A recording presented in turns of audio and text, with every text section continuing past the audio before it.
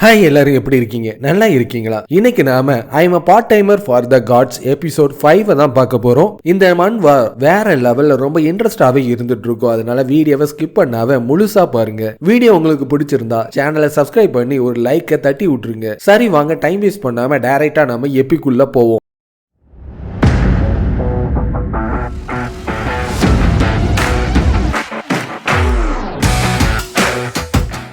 First ஸ்டார்டிங்லயே ஜின்பேன்னு சொல்ற ஒருத்தனை காட்டிட்டு இருப்பான். இவன் இப்ப ரீசெண்டா தான் ஹண்டர் அசோசியேஷனோட டிபார்ட்மெண்ட் ஸ்டோர் மேனேஜராவே மாறி இருப்பான். அதுலயும் முக்கியமா இந்த கண்ட்ரிலேயே ஒரு நோபலுக்கு ஈக்குவலான ஸ்டேட்டஸ்ல இருக்கிற அவன் கடைக்கு முன்னாடி நம்ம ஹீரோ ஒரு பிச்சைக்கார மாதிரி அதிகமான குப்பைகளை எல்லாத்தையுமே கெட்டி மூட்டையா கொண்டு வந்திருக்கிற மாதிரி அவன் கண்ணுக்கு தெரிஞ்சிட்டு இருக்கு. இவனை பார்க்கறதுக்கு ஹண்டர் மாதிரியே தெரியல, ஏதோ ஒரு பிச்சைக்கார மாதிரி தெரியுது. அதுலயும் இவனோட பெட்டு ரொம்ப சின்னதாவே இருந்துட்டு இருக்கு. எந்த ஒரு ஆர்மரும் வெப்பனும் இவன் கிட்ட கிடையாது. எனக்கு தெரிஞ்ச வரைக்கும் ஏதாச்சும் ஒரு சப்பையான ஒரு டஞ்சனுக்குள்ள போய் குப்பையா இருக்கிற பொருளை தான் கொண்டு வந்திருப்பான். உங்களை நாங்க ஹண்டரோட டிபார்ட்மெண்ட்டுக்கு வரவேற்கிறோன்னு ரொம்ப அசால்ட்டா அவனை மதிக்காம கூட்டிட்டு போய் இதுதான் எங்களோட அப்ரைசர், இங்க நீங்க உங்களோட பொருளை கொடுத்தாலே போதும், எல்லாத்தையும் சோதிச்சு அதுக்கான மதிப்பை ஒரு சொல்லு வரேன்னு சொன்னோட இந்த வெப்பனை நீங்க எங்க இருந்து கொண்டு வந்தீங்க? எனக்கு தெரிஞ்ச ஒருத்தர் தான் இதை என் கிட்ட கொடுத்தாரு, இது எனக்கு முன்னாடியே தெரியும், இது கண்டிப்பா ஒரு குப்பையா தான் இருக்கும்னு அவன் பார்த்து கத்திட்டு இருக்க. என்னோட 40 வருஷம் எக்ஸ்பீரியன்ஸ்ல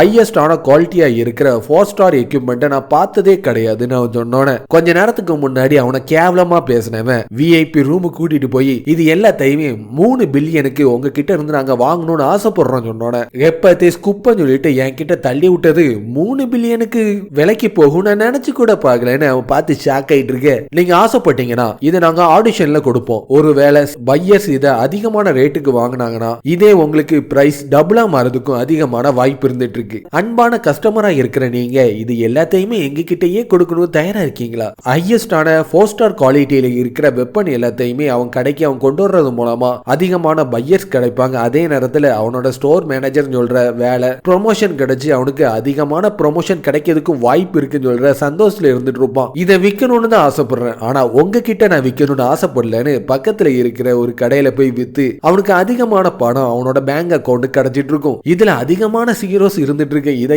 என்னையே என்னோட காலம் ஃபுல்லா முடிஞ்சிரும் போல இருக்கு. இப்ப என்கிட்ட அதிகமான பணம் கிடைச்சிருக்கிறதுனால எங்க அம்மாவுக்கு நான் அதிகமான கிஃப்ட்ஸை வாங்கி கொடுக்கணும்னு ஆசைப்படுறேன்னு நினைச்ச மாதிரி ஹாஸ்பிட்டல் இருக்கிற அவங்க அம்மாவுக்கு அதிகமான கிஃப்ட்டை கொடுக்கறது பார்த்தோன்னே இந்த பிரசன்ட் எல்லாத்தையும் நீ தான் வாங்கிட்டு வந்தியா, ஆனா கொஞ்ச நாளைக்கு முன்னாடி வரைக்கும் நீ ரொம்ப கஷ்டப்பட்டு இருந்த, எப்படி உன்னால கிஃப்ட்டை வாங்க முடிஞ்சிச்சு? டிவியை பார்க்காம இருந்துட்டு இருந்தனா உனக்கு என்ன தெரியும்? உன்னோட பையன் தனியாவே போய் அவனோட டேலண்ட்டை பயன்படுத்தி ஒரு டஞ்சனையே கிளியர் பண்ணியிருக்கான். இப்போ இவன் தான் ரொம்ப ஃபேமஸாவே இருந்துட்டு இருக்கான். என்னது, என்னோட பையனுக்கு டேலண்ட் கிடைச்சிட்டான்னு அவங்க அம்மா ரொம்ப சந்தோஷத்துல அழுதுட்டு இருக்கும். ஏன்னா கொஞ்ச நாளைக்கு முன்னாடி வரைக்கும் அவனுக்கு எந்த ஒரு டேலண்டும் இருந்திருக்காது, ரொம்ப கடுமையா அவன் வேலை பார்த்துட்டு இருக்கிறதுனால அவனுக்கு டேலண்டே கிடைக்காதான்னு அவங்க அம்மா ரொம்ப ஏங்கி இருக்கும். தன்னோட பையனுக்கு டேலண்ட் கிடைச்சதை நினைச்சு ரொம்ப சந்தோஷத்துல அழுதுட்டு இருக்க. அவன் டிவியில காட்டிட்டு இருப்பான். அந்த புது ஹண்டரா இருக்கிறவனை பத்தி உங்களுக்கு ஏதாவது தெரிஞ்சா கொஞ்சம் சொல்ல முடியுமா? ஃபுல் டீடைல்ஸ் நான் சொல்ல முடியாது, ஆனா அவனை மாதிரி ஒரு பெஸ்டான ஹண்டரா நான் பார்த்ததே கிடையாது. அவன் ரொம்ப கிளவரா இருந்தது மட்டும் இல்லாம ரொம்ப ஸ்ட்ராங்காவும் பெஸ்டான ஸ்வாட்ஸ்மேனாவும் இருந்துட்டு இருந்தான். அவன் மட்டும் எங்க கூட இல்லாம இருந்திருந்தானா எங்களால கண்டிப்பா அந்த டஞ்சனை கிளியர் பண்ணி உயிரோட வெளியே வந்திருக்கவே முடியாது. அவனோட பாப்புலாரிட்டியும் ரெப்புடேஷனும் அதிகரிக்க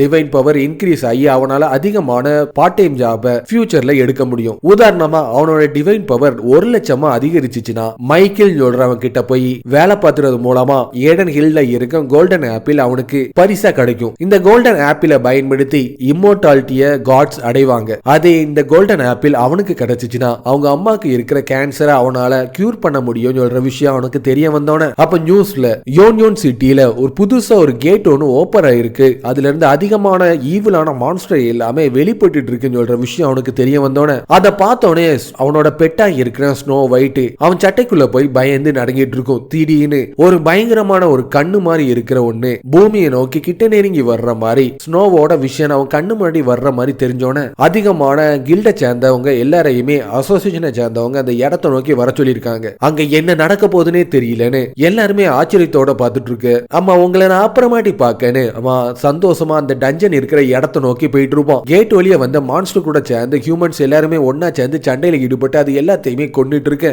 இப்ப இங்க இருக்கிற எல்லாமே முடிஞ்சு போச்சு, நாம இப்ப பிரேக் எடுக்கிறது எல்லாத்தையுமே நிறுத்திருங்க. அதிகமான ரிப்போர்ட்டர்ஸ் எல்லாருமே நம்மள பார்த்துட்டு இருக்கறனால நம்ம நல்லா ஸ்டெடியா கெத்த காட்டியே தீரணும்னு லீடர் பார்த்து கத்திட்டு இருக்க. ஏதோ சவுண்ட் கழிச்சுன்னு மேல பார்த்துட்டு இருந்தா என்னன்னா நம்ம ஹீரோவும் ஸ்னோவும் ஒரு மலைக்கு மேல இருந்து அங்க நடக்கிற எல்லாத்தையும் பார்த்துட்டு இருப்பாங்க.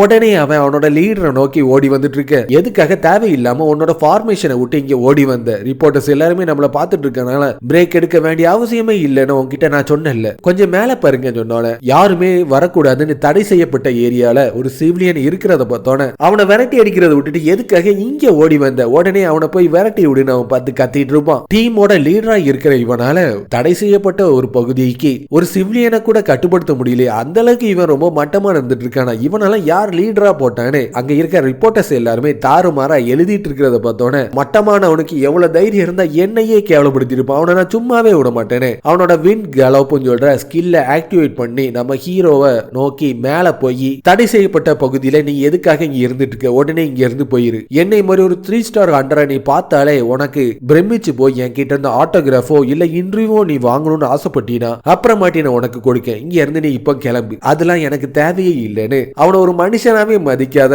விஷயம் தெரிஞ்சோன உனக்கு எவ்வளவு தைரியம் தான் என்ன பார்த்து அந்த மாதிரி சொல்லியிருப்பேன்னு அவனை தாக்கிறதுக்கு போயிட்டு இருப்பான். ஹீரோ அதுல இருந்து டாச் பண்ணோன மேல இருந்து கீழோல போறேன்னு தடுத்து நிறுத்தி காப்பாத்திட்டு இருப்பான். ஃபர்ஸ்ட் அட்டாக்ல நீ தப்பிச்சிட்ட, ரெண்டாவது வாட்டி கண்டிப்பா உன்னை தாக்கியே தீர்வேன்னு காப்பாத்தினவனு கூட கண்டுக்கிடாம ரெண்டாவது வாட்டி அவனை தாக்கிட்டு இருப்பான். உன் கூட சண்டை போடுறதுல எனக்கு எந்த ஒரு கவலையும் இல்ல, தொடர்ச்சியா நான் சண்டை போடுறதுக்கு தயாரா இருந்துட்டு இருக்கேன். ஆனா கீழே பாரு அங்க அதிகமான ரிப்போர்ட்டர்ஸ் எல்லாருமே இருந்துட்டு இருக்காங்க. நம்ம 2 பேரும் இங்க இருந்து சண்டை போடுற விஷயம் மட்டும் அவங்களுக்கு தெரிஞ்சிச்சுன்னா உன்னோட பேரு தான் நாரிரும். இது எல்லாமே தெரிஞ்சனாலதான் நீ என்ன இப்படி வம்பிழுத்துட்டு இருக்கேன்னு அவன் கோவத்துல கத்திட்டு இருக்க.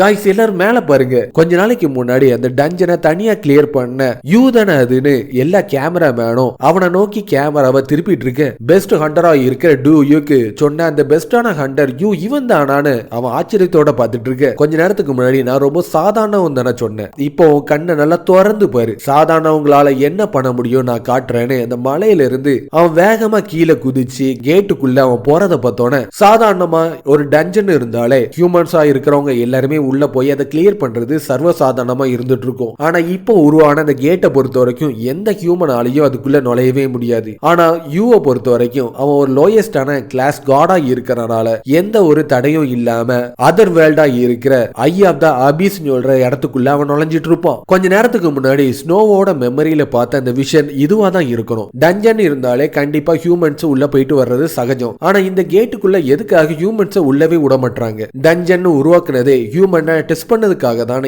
ஏற்கனவே தோறுச்சனது அவனுக்கு ஞாபகம் வந்தோட ஹியூமனால தானே இந்த இடத்தை நோக்கி வர முடியாது, ஆனா காடால உள்ள நோக்கி வர முடியும்லன்னு யூ அந்த இடத்தை நோக்கி போய் நின்னுட்டு முதல்ல இந்த இடத்தை நான் சுத்தி பார்த்தே ஆகணும்னு போவதுக்கு தயாராயிட்டு இருப்பான். ஆனா அவன் கிட்ட டிவைன் பவர் ரொம்ப கம்மியா இருக்கிறனால அவனால அங்க இருந்து போக முடியாது. ஒரு பேரியர் அவனை தடுத்து நிறுத்திட்டு இருக்கும். அவனும் எப்படியா முட்டி மோதி அதை தாக்கிட்டு வெளியே போறதுக்கு ட்ரை பண்ணிட்டு இருப்பான். கடைசியில அவனால முடியவே முடியாதுன்னு சொல்ற விஷயம் அவனுக்கு தெரிஞ்சோன வேற வழியா இல்லாம இங்கே இருக்கிறதா நல்லது. ஸ்னோ ஒயிட் என்ன நடந்தாலும் என்னை விட்டு நீ தள்ளி போயிடாதேன்னு அவன் கண்ணு முன்னாடி ஒரு குகை மாதிரி ஒண்ணு இருந்துட்டு இருக்கும். நான் ஃபர்ஸ்ட் இந்த இடத்தை நோக்கி வந்தோடனே இது இருக்கிறத நான் பார்த்துட்டேன். ஆனா என் மனசு என்ன சொல்லுதுன்னா எக்கா இருந்து கொண்டு இதுக்குள்ள போயிடாதன்னு தான் சொல்லிட்டு இருக்கேன்னு அவன் பார்த்துட்டு இருக்க. அதுல இருந்து அதிகமான மான்ஸ்டர் அவனை தோக்கடிக்கிறதுக்காக வந்துட்டு இருக்கும். எல்லாத்தையுமே அவன் தனியாலாவே இருந்து தோக்கடிச்சிட்டு எப்பவுமே டஞ்சன்ல பாஸ தோக்கடிச்சிட்டாலே கிளியர் பண்ணிட்டு நம்மளால வெளியே போக முடியும். ஆனா இங்க எனக்கு எந்த ஒரு க்ளூவும் கிடைக்க மாட்டேங்குது. மத்த டஞ்சனை கம்பேர் பண்ணும்போது இது கொஞ்சம் வித்தியாசமா இருந்துட்டு இருக்கு. அதுலயும் இங்க இருக்கிற மான்ஸ்டர் எல்லாமே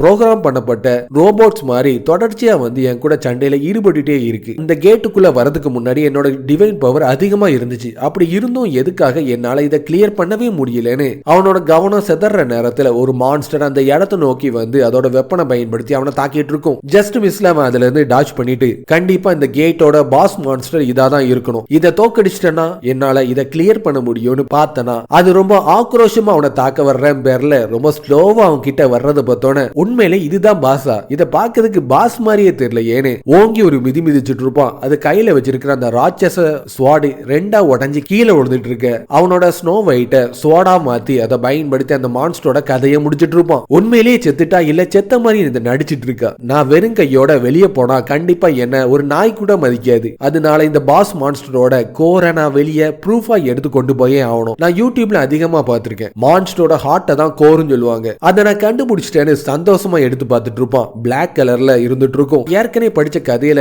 கோருன்னு சொல்றது பார்க்கறதுக்கு ஒரு ஜொல் மாதிரி இருக்கும். ஆனா இது பார்க்கறதுக்கு ஜொல் மாதிரி இல்ல, அதுலயும் மூவ் ஆயிட்டு இருக்கு. இதை பார்த்தாலே ரொம்ப கிரீப்பியா இருந்துட்டு இருக்கு. பயத்துல அதை தூக்கி கீழே போட்டுட்டு இருப்பான். கேட்டோட கோரை நீங்க கலெக்ட் பண்ணனால கேட் இப்போ பெர்மனண்டா ரீசெண்டாவே இந்த இடத்தை விட்டு காணாம போகுதுன்னு ஒரு ஸ்டேட்டஸ் ஒண்ணு தெரிஞ்சிட்டு இருக்க. உண்மையிலேயே ஒருத்தன் இதுக்குள்ள போனானா, அவனுக்கு அப்படி என்னன்னா ஆச்சு, உள்ள எந்த மாதிரி மான்ஸ்டர் எல்லாம் இருந்துட்டு இருக்குன்னு மக்கள் எல்லாருமே கேட்டுக்கு வெளியே இருந்து கேட்டை ஆராய்ச்சி பண்ணிட்டு இருக்க. அதிகமான மக்கள் இந்த இடத்துல இருப்பாங்கன்னு நான் நினைச்சேன். அதே மாதிரியே இங்க நடந்துட்டு ரொம்ப சந்தோஷமா ஏதோ பிக்னிக்கு போன மாதிரி கேட்டை விட்டு வெளியே வந்துட்டு இருப்பான். கேட்டுக்குள்ள எந்த மாதிரி மான்ஸ்டர் இருந்துச்சு, உள்ள நீங்க என்னெல்லாம் பாத்தீங்க, உடனே எங்க கிட்ட சொல்லுங்கன்னு ரிப்போர்ட்டர்ஸ் எல்லாமே தாறுமாற கேள்வி கேட்கறத பார்த்தோன்னே கேட்டோட பாஸ் மான்ஸ்டரை தோக்கடிச்சக்கு அப்புறம் தான் இந்த கோர் எனக்கு கிடைச்சிச்சு, இதை நீங்களே உங்க கண்ணால பாருங்கன்னு அவன் அதை சுண்டி விட்டுட்டு இப்ப உங்க எல்லாருக்குமே ஒரு இன்ட்ரெஸ்டான ஒரு விஷயத்த காட்ட போறேன்னு அவனோட ஸ்னோ ஸ்வாட பயன்படுத்தி மான்ஸ்டரோட கோரை அழிச்சோன அவன் பின்னாடி இருந்த கேட் சல்லியா நொறுங்கி காணாம போயிட்டு இருக்கு. நான் ஏற்கனவே உண்மையான கேட்டை அழிச்சிட்டேன், இப்ப நீங்க பார்த்தது வெறும் ஃபேக் மட்டும் தானே அவர் ரொம்ப கூலா சொல்றத கேட்டோன்னு இது வரைக்கும் என்னோட வாழ்க்கையில அதிகமான கேட்டை பத்தி நான் ஆராய்ச்சி பண்ணிருக்கேன், ஆனா இந்த மாதிரி ஒண்ணு நான் பார்த்ததே கிடையாது. உண்மையிலே நீ யாரு? நல்ல கேள்வி தான் கேட்டீங்க. என்னோட பேரு யூனோட ஒரு மிஸ்டீரியஸ் ஆன ஹண்டர் கேட்டுக்குள்ள போயிட்டு எந்த ஒரு கீரலும் இல்லாம வெளியே வந்த விஷயம் அந்த கண்ட்ரியில இருக்கிற எல்லா இடத்துலயும் காட்டு தீ மாதிரி பரவிட்டு இருக்கும். இது மூலமா அவனுக்கு அவனோட பாப்புலாரிட்டியும் ரெப்புடேஷனும் அதிகரிக்க